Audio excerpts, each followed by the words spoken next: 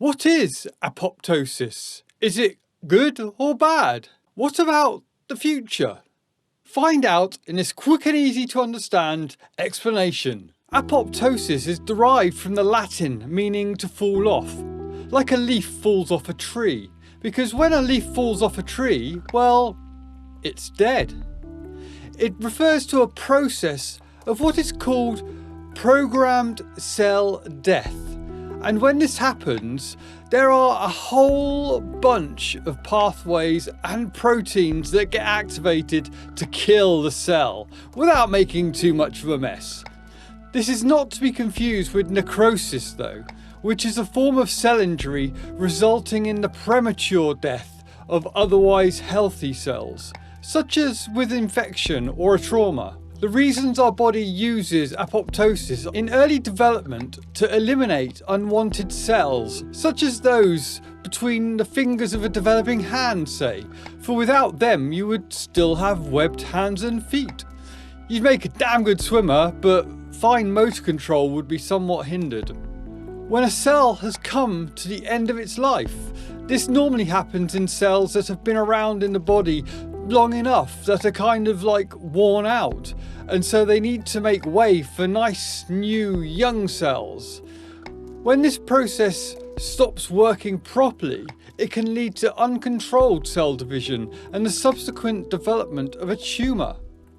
Or paradoxically, too much of this process also has issues, such as with many neurodegenerative type diseases where cells die before their time.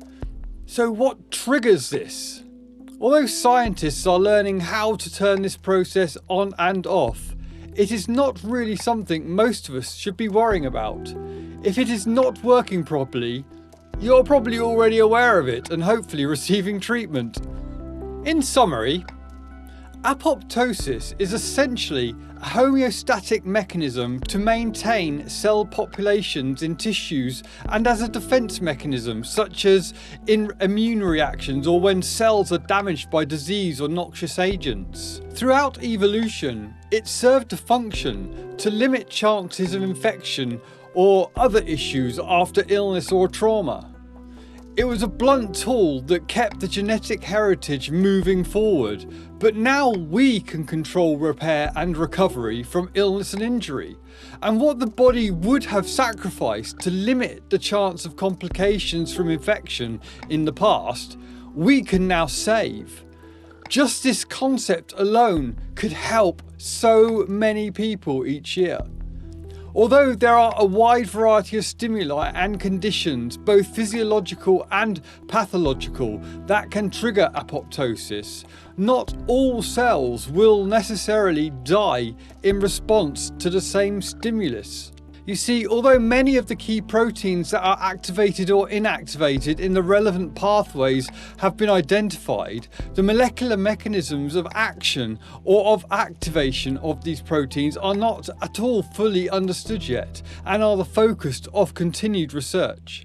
Control over apoptosis and all the interlinked processes could offer a great deal in the future. This paper details how we can already effectively block the signals that cells are sending out and put cells in and out of the state of apoptosis, and that these cells can, in certain circumstances, regain full functionality and just carry on. The importance of understanding the mechanistic machinery of apoptosis is vital because programmed cell death is a component of both health and disease, being initiated by various physiologic and pathologic stimuli. The widespread involvement of all this with disease makes it an excellent avenue for therapeutic intervention.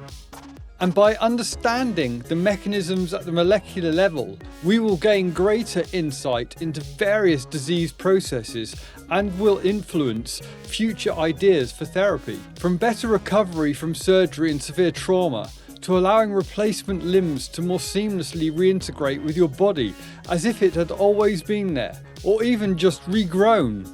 Nature already shows it can be done. I will add links in the description to articles I've referenced for you to read further in depth if you desire. And why not try this if you have not already seen the video on autophagy? And if you've already seen that, try this one.